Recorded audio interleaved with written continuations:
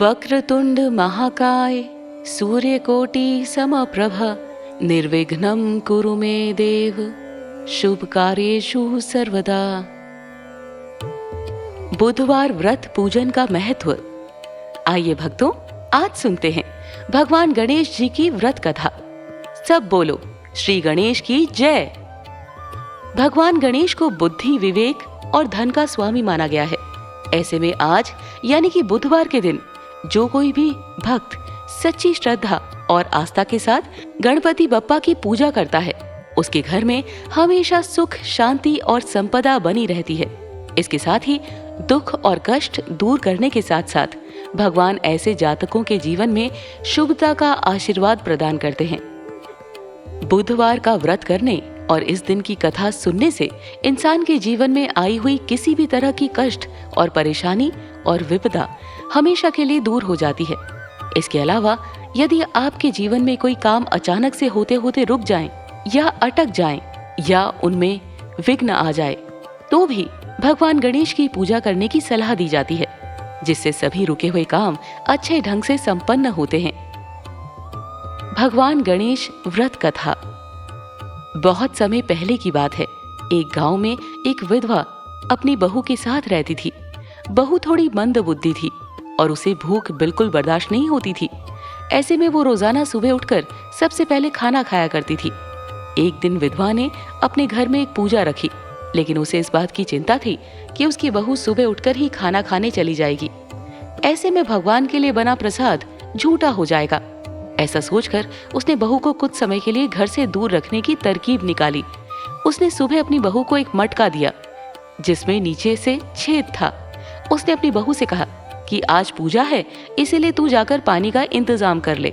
हालांकि बहू भी चालाक थी, उसने ये सब देख ही लिया था कि मटके में नीचे छेद है। ऐसे में उसने घर से बना हुआ आटा चुपके से निकाल लिया और मटकी में पानी भरने चली गई। कुएं के पास पहुंचकर उसने आटे से रोटियां बनाई और पास ही में चल रही आग पर अपनी रोटियां सेक ली। इसके बाद उसे नजदीक ही गणेश भगवान का मंदिर नजर आया, जहां पर किसी ने भगवान गणेश के समक्ष घी रखा था। बहू ने उस घी को अपनी रोटी पर लगा लिया और खा गई। इस हरकत को देखकर भगवान गणेश को बहुत गुस्सा आया और उन्होंने अपनी नाक पर उंगली चढ़ा ली। कुछ समय बाद जब गांव वालों ने ऐसा देखा तो उन्हें बड़ा अचरज हुआ और उन्होंने भगवान गणेश को लाख समझाने की कोशिश की, लेकिन उन्होंने अपनी उंगली वापस नहीं उतारी। धीरे धीरे बात राजा तक पहुंची। फिर पंडितों को बुलाया गया और ज्योतिषियों को भी बुलाया गया। हालांकि भगवान गणेश ने उंगली नहीं हटाई। तब राजा ने ऐलान किया कि जो भी भगवान गणेश को नाक से उंगली हटाने के लिए मना लेगा, उसे 5 गांव इनाम के तौर पर दिया जाएगा। तब विधवा की बहू ने कहा कि क्या मैं कोशिश करूं? इस बात पर सभी हंसने लगे। हालांकि क्योंकि अब तक लाख जतन के बावजूद भगवान गणेश का गुस्सा कम नहीं हुआ था, तो लोगों ने सोचा कि चलो एक बार ये भी करके देख लेते हैं। इसके लिए बहू ने शर्त रखी कि मेरे घर से लेकर मंदिर तक एक पर्दा बांध दिया जाएगा। लोगों ने ऐसा ही किया। इसके बाद बहू ने अपने कपड़े में एक मोगरी छुपाई और मंदिर पहुंच गई। यहाँ जाकर उसने भगवान गणेश को चेतावनी दी कि अपनी उंगली हटा लो, नहीं तो एक मोगरी मार के मैं आपके टुकड़े टुकड़े कर दूंगी। भगवान गणेश को लगा कि ये औरत पूरी तरह पागल है, कहीं मुझे सच में मोगरी ना मार दे। ऐसा सोचकर उन्होंने अपने नाक से उंगली हटा ली, जिसे देखकर गांव वाले बेहद खुश हुए और बहू का जय जयकारा करने लगे। इसके बाद राजा के ऐलान के मुताबिक बहू को 5 गांव इनाम में दिए गए।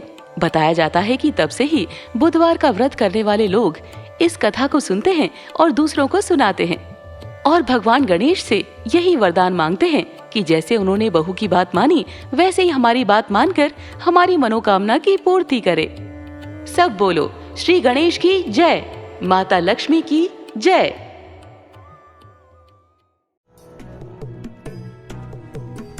प्रिय भक्तजनों, उम्मीद करते हैं कि आपको ये कथा अत्यंत पसंद आई होगी।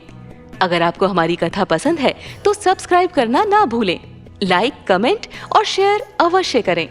अगर कोई त्रुटि हो उसे क्षमा कीजिएगा और हमें कमेंट में जरूर बताइए। आप पर और पूरे परिवार पर भगवान की कृपा सदैव बनी रहे। धन्यवाद। जय श्री कृष्णा।